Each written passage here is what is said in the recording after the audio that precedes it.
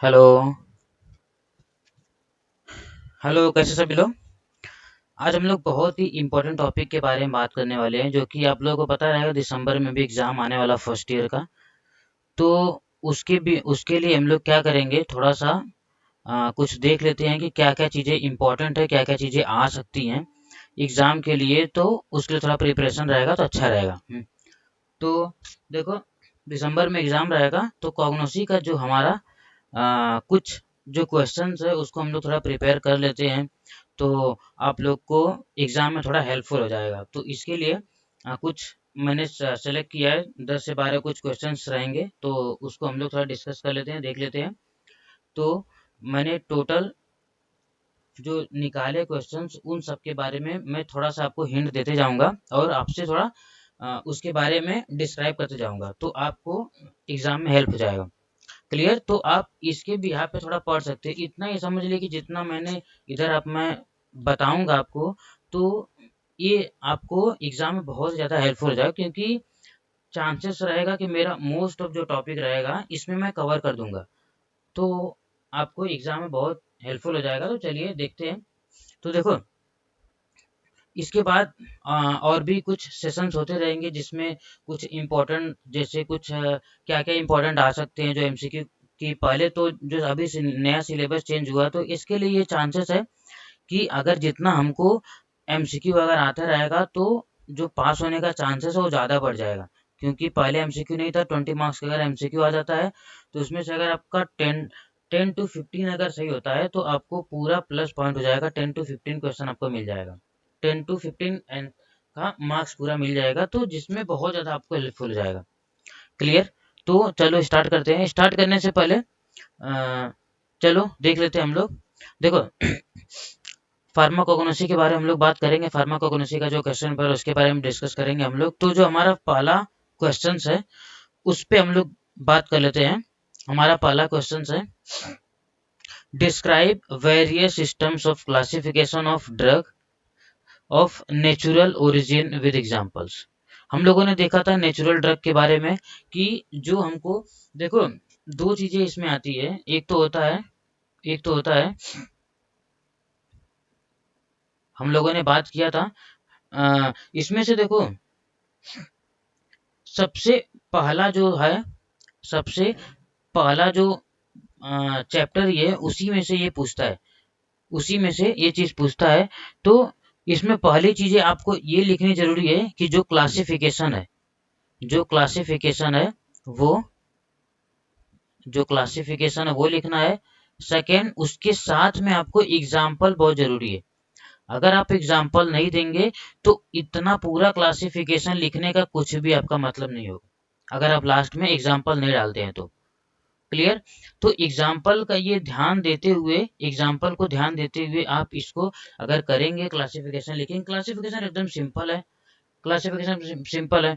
जैसे पहला हो गया अल्फाबेटिकल, पहला हो गया अल्फाबेटिकल। क्लियर। दूसरा हो गया पहला अल्फाबेटिकल, दूसरा टैक्सोनॉमिकल,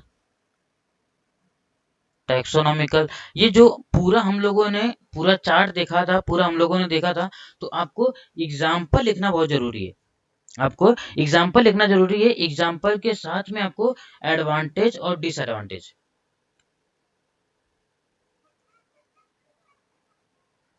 एग्जाम्पल के साथ में आपको एडवांटेज और डिसएडवांटेज, क्योंकि ये चीजें आपने लिख दिया है। तो देखो, एडवांटेज और डिसएडवांटेज बहुत ज्यादा डिफिकल्ट नहीं होता। जैसे अल्फाबेटिकल आपने लिया है, अल्फाबेटिकल आपने लिया, तो अल्फाबेटिकल में आप ये बोल सकते हो कि उसको अल्फाबेटिकली हम लोग अरेंज कर देते हैं, अल्फाबेटिकली हम लोग अरेंज करते हैं। लेकिन डिसएडवांटेज ये हो जाता है कि हमको ये नहीं पता होता है वो ऑर्गेनाइज फॉर्म में है या अनऑर्गेनाइज फॉर्म में है, ऑर्गेनाइज फॉर्म में है या अनऑर्गेनाइज फॉर्म में है। इस चीज का हमको पता नहीं होता है, जिसके लिए हमको प्रॉब्लम होने लगती है, जिसके लिए हमको थोड़ा सा ये डिसएडवांटेज हो जाता है हमारा अल्फाबेटिकल में।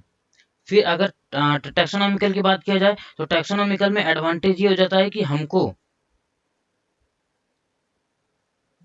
हमको उसके बारे में पता तो रहता है, उसकी फैमिली पता चल जाएगी हमको, उसका क्लास पता चल जाएगा, लेकिन डिसएडवांटेज हमको ये हो जाएगा कि उसके बारे में अच्छे से, उसकी जो मॉर्फोलॉजी होती है उसके बारे में हमको पता नहीं होता है। क्लियर? ऐसे ही हम अगर मॉर्फोलॉजिकल की बात करें तो मॉर्फोलॉजिकल की हमको ये पता चल जाएगा कि वो किस पार्ट से मिलता है, वो वुड है या फिर उसका कलर कैसा, उसका शेप कैसा, उसका ऑर्डर कैसा। लेकिन प्रॉब्लम ये हो जाएगी कि अभी क्या हो जाएगा,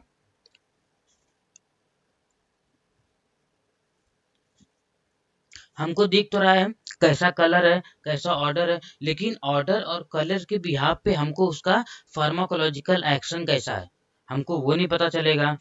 क्लियर? वो अगर फार्माकोलॉजिकल एक्शन नहीं पता रहेगा तो हमको उसमें थोड़ा सा डिसएडवांटेज हो जाता है। तो ऐसे आप पूरा जो क्लासिफिकेशन है वो लिखिए, उसका एग्जाम्पल लिख दिए, एग्जाम्पल के बाद आप डायरेक्ट उसका एडवांटेज और डिसएडवांटेज लिख दीजिए, बस इतना सिंपल है। क्लियर? बस इसके बारे में यही लिखना था। उसके बाद हमारा सेकंड क्वेश्चन आता है।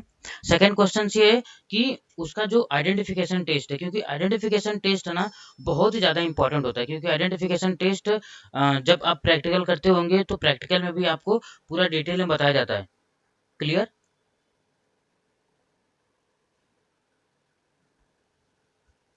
अगर आप आइडेंटिफिकेशन टेस्ट पढ़ोगे सबका, तो ये चीज़ें अगर आपको पता रहेगी ना, जब प्रैक्टिकल भी एग्जाम रहेगा ना तो उसमें भी आपको हेल्पफुल होगा, उसमें भी आपको बहुत ज़्यादा महत्व मिलेगा, बहुत ज़्यादा हेल्पफुल रहेगा। तो क्लियर? जैसे अभी मैं एक दो का मैं आपको बता देता हूँ। जैसे अल्कोलॉइड हो गया, अल्कोलॉइड हो गया, तो अल्कोलॉइड का अगर मैं बात करूँ, आइडेंटिफिकेशन टेस्ट लिखना मुझे, तो आइडेंटिफिकेशन टेस्ट आपको पता है मेयर्स रिएजेंट टेस्ट होता है, ये मेयर्स रिएजेंट टेस्ट होता है। दूसरा वैगनार होता है, दूसरा होता है वैगनार।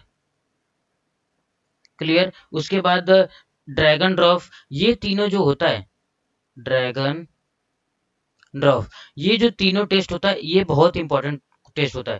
ये तीनों टेस्ट के बारे में आप लिख दो, एकदम सिंपल सिंपल होता है।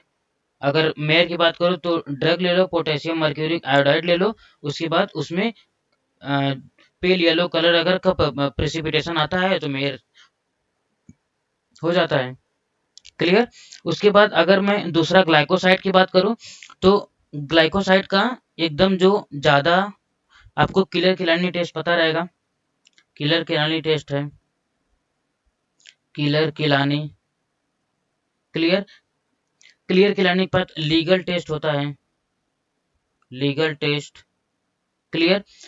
उसके बाद एक बेल्जेट टेस्ट होता है, उसको भी आप लिख सकते हो। तो मोस्ट ऑफ जो होता है किलर किलानी टेस्ट ये ज़्यादा होता है ग्लाइकोसाइड में, आप ये किलर किलानी टेस्ट लिख देंगे तो भी चलेगा, लेकिन आप दो टेस्ट लिखेंगे तो ज़्यादा अच्छा रहेगा। क्लियर? वो मार्क्स के ऊपर डिपेंड करता है कितने मार्क्स में पूछा है, तो उसके बिहाफ पे आप लिख दो। अगर 2 मार्क का पूछा है तो आप 2 मार्क में अगर एक ही लिखा है तो आप एक लिख सकते हो, बस उतना सफिशियंट होता है।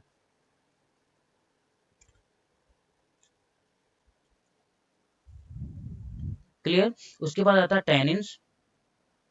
जो टेनिन्स होता है, टेनिन्स का गोल्ड बीटर टेस्ट होता है, गोल्ड बीटर स्किन टेस्ट बोलते हैं इसको, गोल्ड बीटर स्किन टेस्ट। ये गोल्ड बीटर स्किन टेस्ट बहुत जरूरी होता है, वो आप देख लो। उसके बाद मैच स्टिक टेस्ट देख लो, मैच स्टिक टेस्ट देख लो। क्लियर? ये जो मैच स्टिक टेस्ट होता है, कि जो मैच स्टिक रहता है उसको ना टेनिस के सॉल्यूशन में क्या करते हैं, डिप करते हैं, डिप करने के बाद उसको फिर ड्राई करते हैं, ड्राई करने के बाद जब उसको हीट करेंगे ना, जब उस पे पिंक कलर आता है तो वही हमको इंडिकेट करता है टेनिस प्रेजेंट है कि नहीं।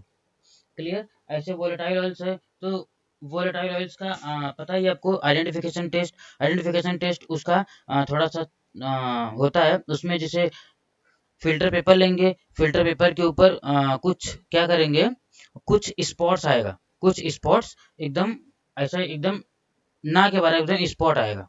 क्लियर? ना के बराबर में स्पॉट आएगा। फिर हाइड्रोलाइसिस करेंगे, फिर उसके बाद 2 मिथाइल 1,3 ब्यूटाडाइन को ऐड करेंगे। क्लियर? जब ऐड करेंगे तो अल्कोहलिक सॉल्यूशन में उसका सूडान 3 जो रहेगा उसकी उसकी वजह से क्या करेगा, वो रेड कलर देगा। फिर जब रेड कलर देता है तो स्मॉल अमाउंट ऑफ क्या करेंगे, स्मॉल अमाउंट ऑफ ड्रग उस पे करेंगे तो भी रेड कलर आ जाएगा, तो भी हमको पता चल जाएगा हमारा वोलेटाइल ऑयल का। क्लियर?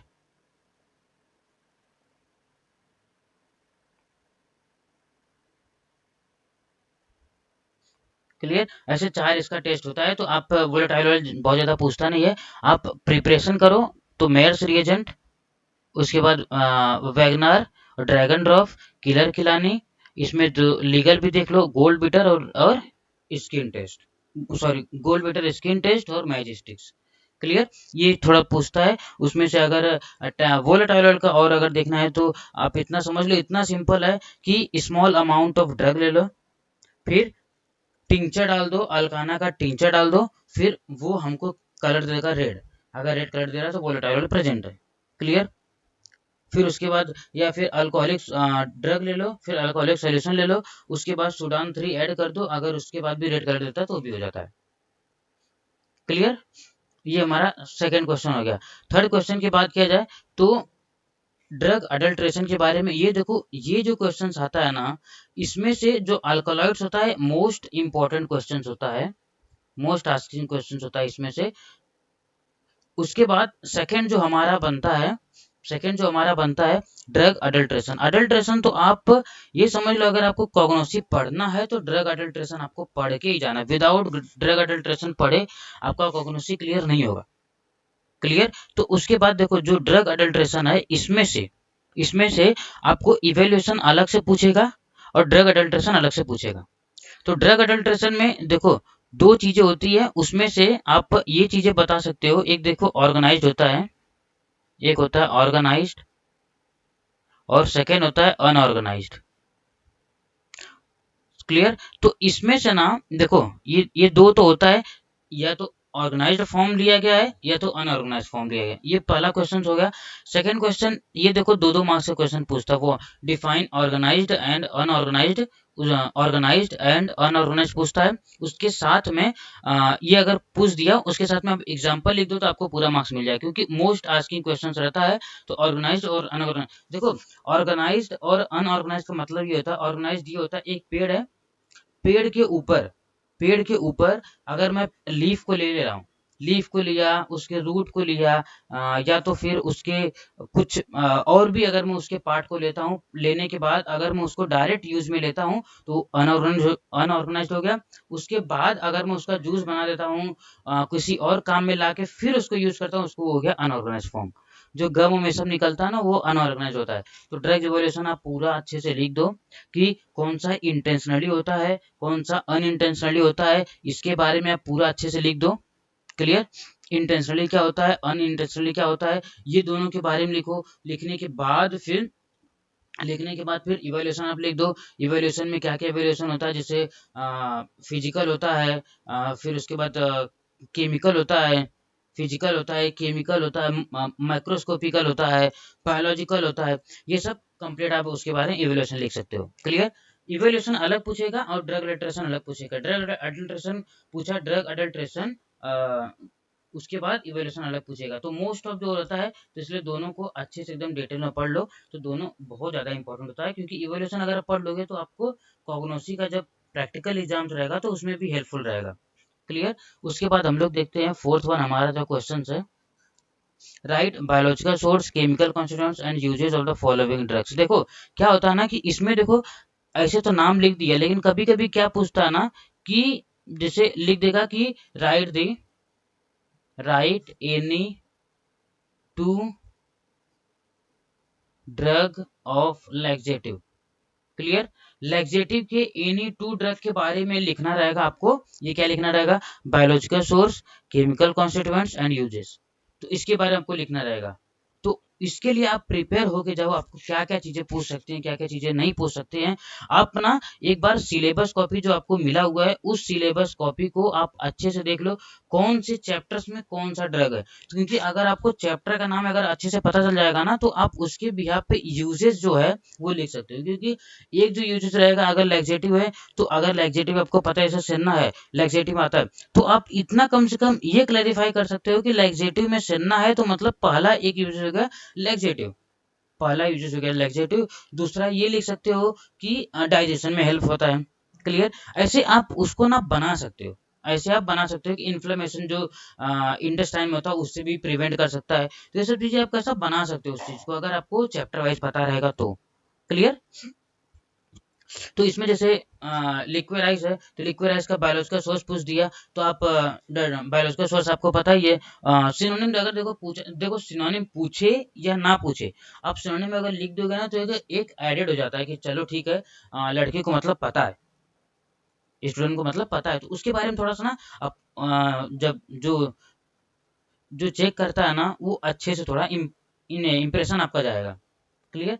तो अगर आता है तो ठीक है, नहीं तो फिर नहीं आएगा तो भी उसका ज़्यादा इंपॉर्टेंट नहीं, लेकिन लिखोगे तो इंप्रेशन थोड़ा अच्छा जाता है। क्लियर। तो लिक्विडाइज जो होता है, तो लिक्विडाइज जो होता है उसमें आप बायोलॉजिकल सोर्स लिख दो, केमिकल कॉन्स्टिट्यूएंट्स, यूजेस लिख के चारों का, उसमें से देखो ये मैंने कैसा बनाया ना कि ये कंप्लीट एक क्वेश्चन है। ये देखो इतना सारा नहीं पूछता है, अगर पूछेगा इतना सारा ड्रग तो अगर ये पूछेगा ये 10 मार्क का क्वेश्चन होता है। क्लियर। 10 मार्क भी कम पड़ेगा। तो इसमें से ना बायोलॉजिकल सोर्स केमिकल कॉन्स्टिट्यूएंट पूछ देगा, नहीं तो फिर सबका अगर इतने का यूजेस पूछेगा तो 5 मार्क का पूछ देगा, सबका यूजेस। क्लियर। क्योंकि इतना बड़ा लिखना, इतना इतना बड़ा एक ही में नहीं पूछेगा, एक से दो ड्रग एक में पूछेगा। क्लियर। अदरवाइज नहीं तो फिर फैमिली या बायोलॉजिकल सोर्स पूछ देगा। देखो अगर इसमें biological source chemical constituents uses पूछा है, तो आप ना इसमें बीच में ना फैमिली जो लिखते हो ना, फैमिली को भी ऐड कर लिया करो, क्योंकि फैमिली पूछे या ना पूछे आपका फर्ज है कि फैमिली लिखना है। क्लियर। अगर बायोलॉजिकल सोर्स और केमिकल कॉन्स्टिट्यूएंट साथ में दिख गया पूछा है तो आपको फैमिली लिखना है। यूजेज अगर सिर्फ यूजेज पूछा है तो आपको फैमिली लिखने की जरूरत नहीं है, अगर बायोलॉजिकल सोर्स है केमिकल कॉन्स्टिट्यूएंट पूछा है तो आपको फैमिली लिखनी है। क्लियर। जैसे लिक्विड है, लिक्विड का आप पता है, ग्लाइसेजिरिया, ग्लैब्रा, और उसका फैमिली आता है लेग्यूमिनेसे आता है। क्लियर। और उसके अगर केमिकल कॉन्स्टिट्यूएंट की बात करूं तो स्टार्च होता है, रेजिन्स होता है, फैट होता है, सुगर्स होता है, ये सब चीजें प्रेजेंट होती है।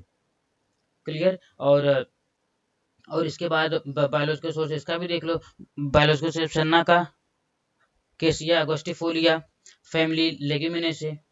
क्लियर। फैमिली लेग्यूमिनेसे। और उसका आप केमिकल कंपाउंड लिख दो, एंथ्राक्विनोन ग्लाइकोसाइड है, और सेनोसाइड ए बी सी डी ये सब प्रेजेंट होता है, एलो एमोडीन, रीन और एमोडीन ये सब प्रेजेंट होता है, ये सब चीजें लिख सकते हो आप। क्लियर। और उसके बाद कैस्टर ऑयल है, कैस्टर ऑयल के आप लिख दो रिसिनस का कम्युनिस, मतलब कर्नल्स ऑफ रेसिनस कम्युनिस, ये उसका बायोलॉजिकल सोर्स हो गया। उसके बाद यूफोरबिया से उसका फैमिली हो गया। क्लियर। ये सब चीजें आप क्या करो, देखो यूजेज जो रहेगा ना, अगर आपको चैप्टर का नाम पता तो आप यूजेज लिख दोगे। क्लियर। आपको मेन चीजें देखो, घर में ना आप 1 महीना आपके पास एग्जाम है, इतना समझ लो दिसंबर 15 से एग्जाम होने का चांसेस है। तो 1 महीना अगर आपके पास एग्जाम है तो आप ऐसे चार्ट बनाओ। क्लियर। ऐसे चार्ट बनाओ, एक पेज है समझो, हाँ A4 साइज पेज है, तो इस पेज में ऐसे लाइन मार दो, ऐसे लाइन मार दिए,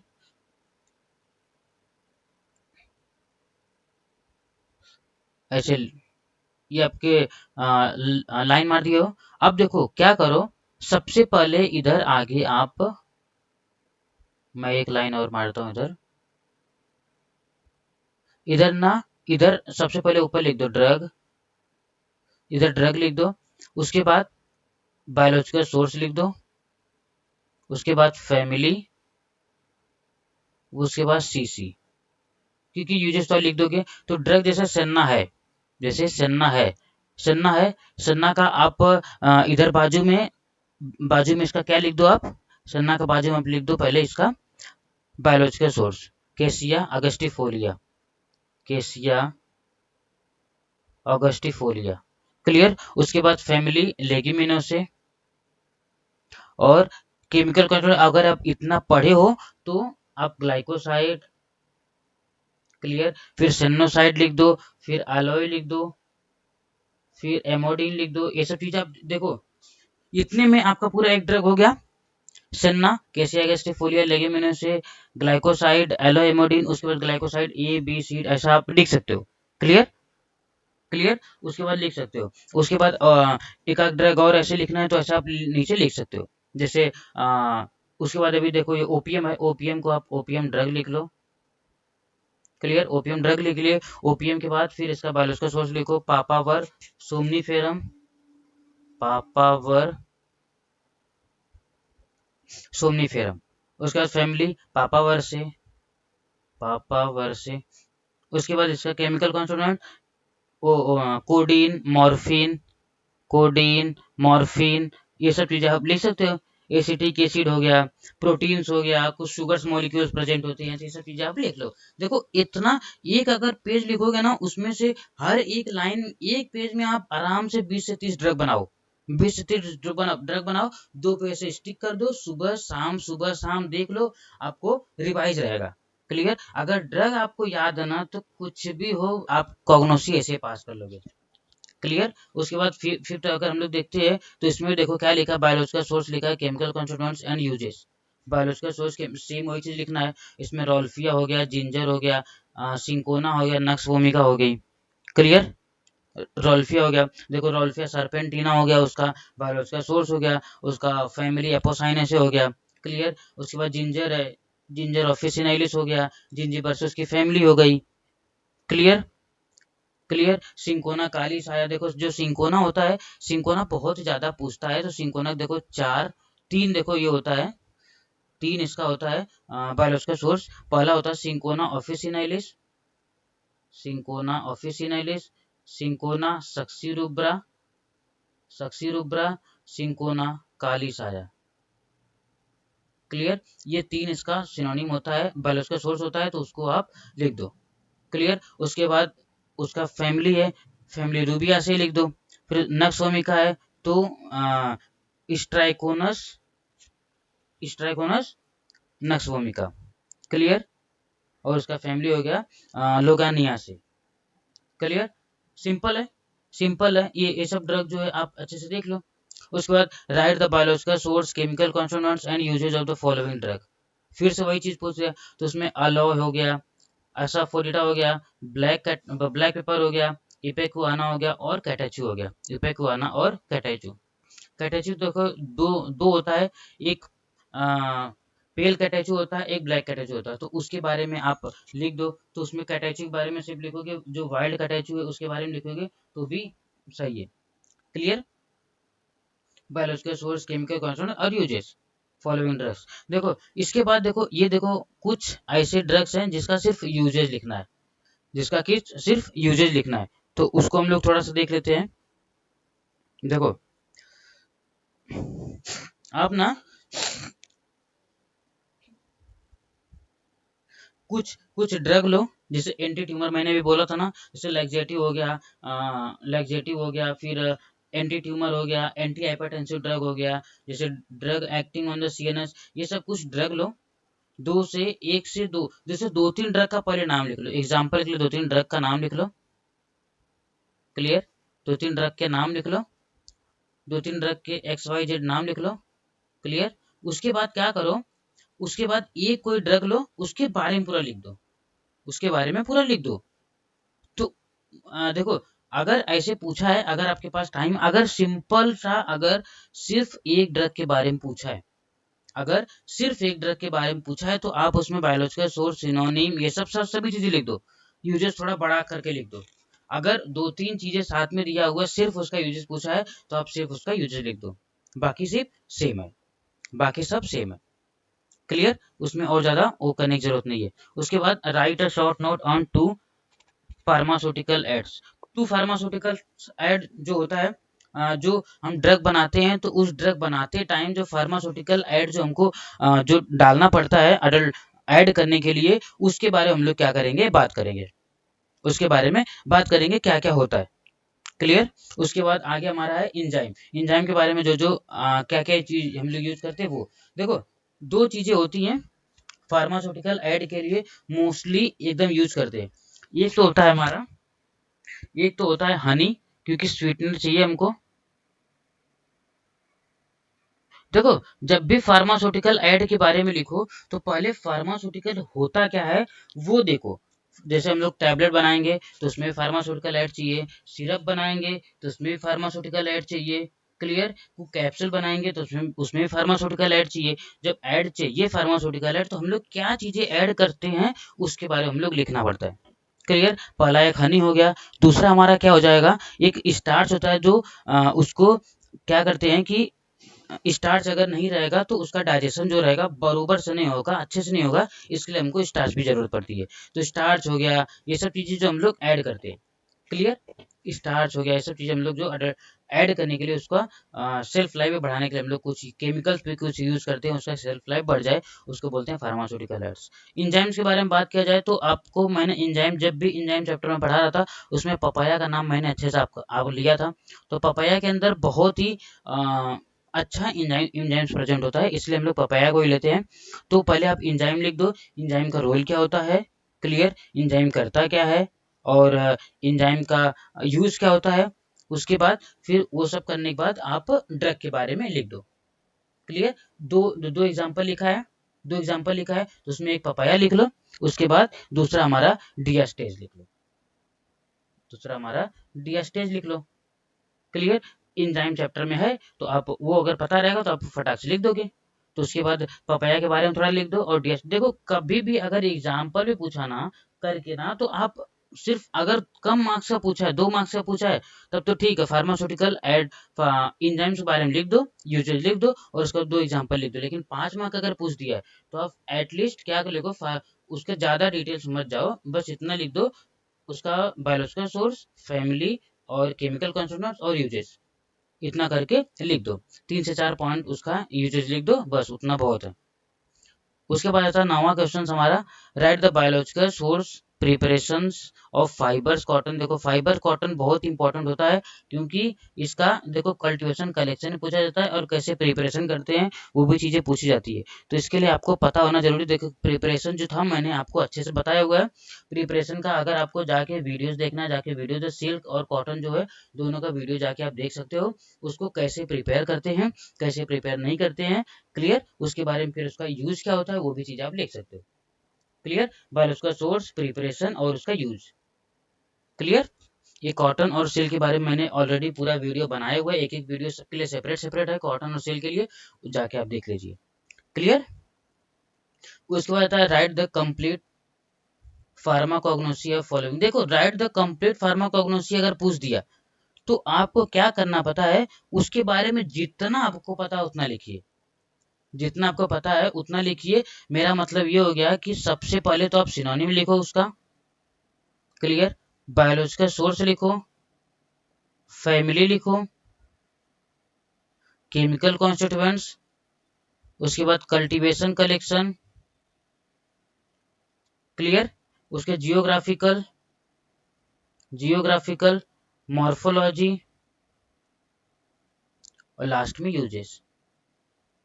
क्लियर। ये कंप्लीट जितना हो सके उतना, फार्माकोग्नोसी अगर पूछ दे किसी भी ड्रग का ना, तो जितना हो सके कल्टीवेशन कलेक्शन उसका सब चीजें आप लिख दो।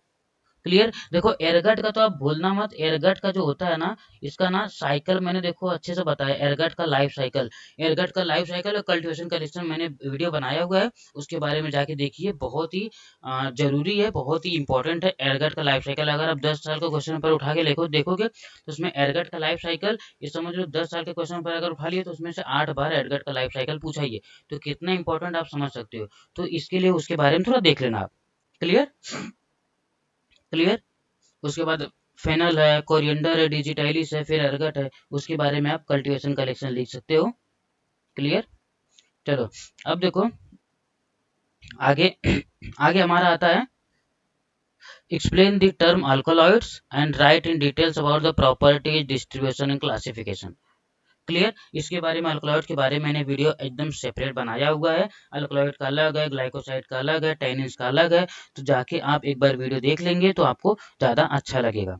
क्लियर। आपको ज़्यादा उसको ज़्यादा समझ में आएगा। क्लियर। प्रॉपर्टीज की बात करूँ, उसकी प्रॉपर्टीज क्या क्या होती है, कैसा दिखता है, कैसा नहीं रहता है, उसके अंदर क्या क्या होता है। क्लियर। उसका डिस्ट्रीब्यूशंस क्या होता है, उसका नेचर्स में क्या क्या डिस्ट्रीब्यूशंस होता है, फिर उसका क्लासिफिकेशंस क्या होता है, क्लासिफिकेशन उसका जैसे बायोसिंथेटिक क्लासिफिकेशन, केमिकल क्लासिफिकेशन हो गया, और फार्माकोलॉजिकल क्लासिफिकेशन और टैक्सोनॉमिकल क्लासिफिकेशन, ये सब चीज़ें क्या होती है इसके अंदर आ जाती है। इसके अंदर क्या होती है, आ जाती है। क्लियर। तो अल्कलॉइड के बारे में देखो, अल्कलॉइड्स और ग्लाइकोसाइड्स आप जितना हो सके उतना डिटेल में पढ़ लो। और टर्पनॉइड्स का यूज जैसे मैंने बताया था, और टर्पनॉइड्स का यूज कैसे कैसे मैंने लिखवाया है, उसको उसी वे में आप अगर लिखेंगे तो ज़्यादा मार्क्स मिलेगा। Clear, I hope you getting my point. उसके बाद ये हमारा अल्कलॉइड्स हो गया। अल्कलॉइड्स के बाद हमारा है what are the carminatives. What are the carminative, explain the complete pharmacognosy of clove along with the diagram. देखो फार्माकोग्नोसी फिर से पूछ दिया क्लोव का, तो क्लोव उसके बाद इसने ये भी बोल दिया उसका डायग्राम बनाना है, उसका डायग्राम बनाना है। तो डायग्राम आपको देखो क्या करना है, सबसे पहले तो क्लोव दिखता कैसे है वो बना दो, क्लोव दिखता कैसे है वो बना दो। क्लियर, थोड़ा सा ऐसे हो गया, ये ऐसे रहता है। क्लोव कैसा दिखता है पहले वो बना दो। क्लियर। उसके बाद आप उसके अंदर अगर जब ट्रांसफर सेक्शंस करेंगे तो ट्रांसफर सेक्शन में कैसा दिखता है वो भी बना दो। क्लियर, ट्रांसफर सेक्शन बना दो, वो भी एकदम सिंपल ही है। ये सब ऐसा करके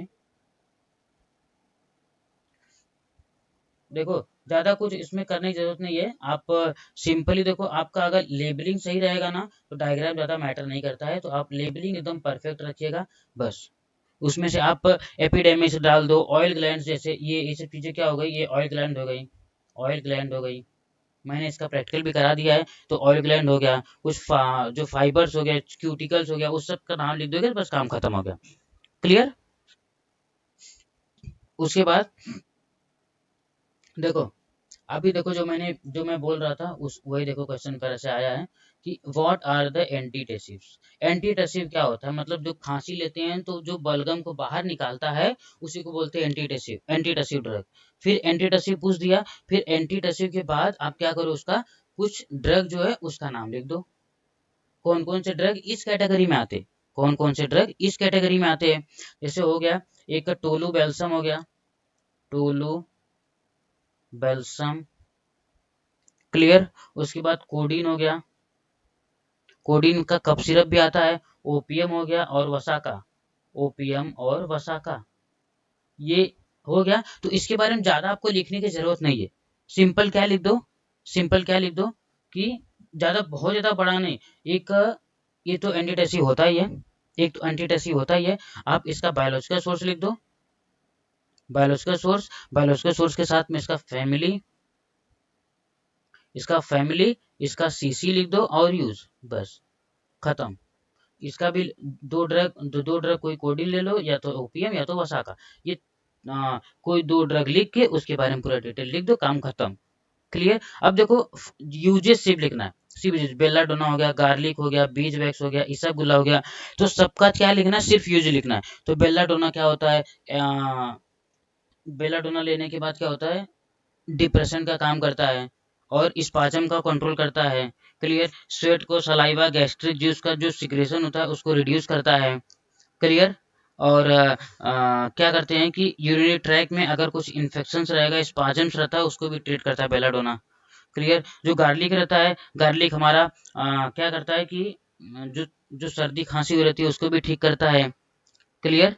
और उसके साथ में कुछ बैक्टीरियल इन्फेक्शन रहता है उसको भी ट्रीट करता है, इंटेस्टाइनल इन्फेक्शन रहेगा उसको भी ट्रीट करेगा। क्लियर। कार्मिनेटिव आप लिख सकते हो। फिर बीज वैक्स आता है, बीज वैक्स का जैसे पॉलिश हो गया, ऑइंटमेंट हो गया, क्रीम हो गया, तो ये सब चीजें बनाने में बीज वैक्स का यूज करती है। क्लियर। क्लियर, कैंडल हो गया, ये सब चीजें हो गई जो बीज वैक्स यूज करते हैं। फिर इसाबगुला हो गया, इसाबगुला क्या होता है, ये भी लैक्सेटिव ड्रग होता है, जो आप जाते रहोगे तो एकदम ऊपर का छिलका ऐसा निकाल के बेचते हैं। इसाबगुला का वो रहता है, आपके घर में अगर कोई बूढ़े बुजुर्ग रहेंगे तो वो इसाबगुला का कंजम्पशन करते हैं। क्लियर, इतना कंप्लीट था। देखो अच्छे से पढ़ो। अभी ये तो सिर्फ ऐसे क्वेश्चंस था, मैं जो एमसीक्यू कुछ क्वेश्चंस रहेंगे हैं उसके लिए भी मैं बात करूंगा, उसके लिए भी मैं लेके आता हूँ अगले अगले वीडियो में, तो उसके लिए हम लोग डिस्कस करेंगे। Clear, I hope you getting my point. Thank you, all the best for your exams, all the best. अच्छे से पढ़ो, एकदम स्माइली रखो फेस पे, अच्छे से पढ़ो बस, और कुछ नहीं चाहिए। क्लियर। चलो, अभी ऐसे वीडियो आते रहेंगे जो अभी ज़्यादा मेन रहेगा, एग्जाम से रिलेटेड आता रहेगा, क्या क्या एग्जाम में आएगा वो सब चीज़ें जब आपको पता रहेगा तो अच्छा रहेगा। क्लियर। Thank you.